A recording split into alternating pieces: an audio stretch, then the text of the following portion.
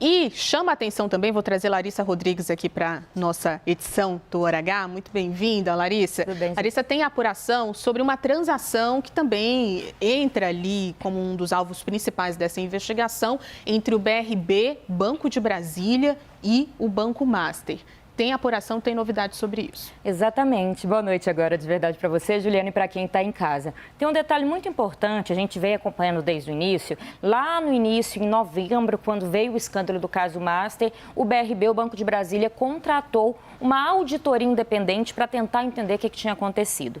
E a gente adiantou aqui na CNN que ficou pronta essa auditoria. Ontem chegou às mãos, então, a auditoria final, agora com todos os documentos. Me falaram, Juliana, inclusive, que são 400 páginas. Então, um documento bem complexo ali, onde eles investigaram tudo mesmo, né? Encontraram e-mails, trouxeram detalhes, conversas dos dirigentes ou dos ex-dirigentes do Banco de Brasília. E o que eu consegui apurar ali com algumas fontes do próprio banco é que nessa auditoria tem ali a troca de e-mails entre o ex-presidente, o Paulo Henrique Dantas, como se fosse o número 2 dele, que era o diretor de finanças, o Dario Osvaldo de Garcia Júnior. E que nessas trocas de e-mail fica claro, então, que os dois teriam atuado para que o BRB comprasse ações ali, ou melhor, eles chamam muito de investimentos podres do próprio Banco Master. Chegaram, inclusive, a um determinado momento, antes, quando tentava comprar o banco em si, de ligar para alguns outros acionistas, pedindo para que esses acionistas comprassem,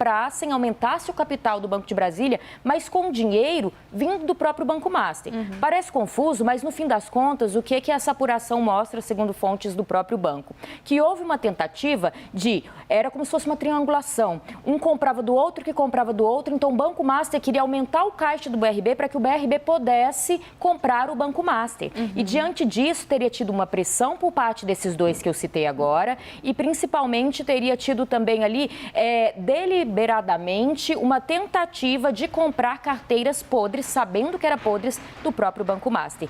Como a gente adiantou aqui na CNN, pelo menos 10 pessoas em cargos de chefia aparecem nessa investigação, todos ali atuando de alguma maneira, mas esses dois nomes, segundo as fontes com que eu conversei, eles aparecem muito mais com, eu vou até citar um termo que eu ouvi, provas materiais do envolvimento desses dois, e é isso que essa auditoria traz. Vou repetir que é o ex-presidente Paulo Henrique Costa e o ex-diretor financeiro Dario Osvaldo de Garcia Júnior. Lembrando que essa auditoria, ela traz e investiga, mas agora cabe, eu questionei o banco, ainda não tive resposta, que o banco repasse essas informações para os responsáveis, né, para as autoridades, Polícia Federal, Supremo Tribunal Federal. Se espera que isso aconteça ainda esta semana. Então, essa investigação, ela avança, trazendo ali, segundo, né, as fontes com quem a gente conversou, uma atuação conjunta e deliberada desses dois personagens. Para encerrar, eu perguntei também a essas fontes se o ex-governador Ibanez Rocha aparece nessa investigação. Sim. O que me pontuaram é que ele não aparece porque ali foi pego muito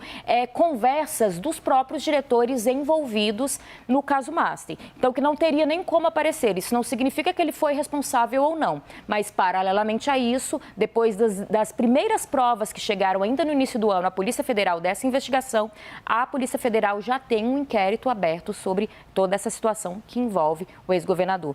Desculpa, eu só esqueci de trazer outro lado e a gente não pode cometer esse é muito importante. Eu procurei e estou ainda tentando contato, o espaço segue aberto com o ex-diretor financeiro do Banco de Brasília. Já a defesa do ex-presidente, eu vou abrir aspas, disse que não procede nenhuma dessas informações e que a interpretação não pode levar o intérprete ao absurdo, palavras dos advogados do ex-presidente do BRB, Paulo Henrique Dantas. Importante a gente lembrar, esse ciclo importante, né, de compra e venda de ações que não existiam, não tinha lastro, né, essas carteiras, e a situação do BRB atualmente, né, um banco que está ali tentando sair de um buraco bilionário e que serve, inclusive, né, tem ali como base o orçamento do próprio Distrito Federal.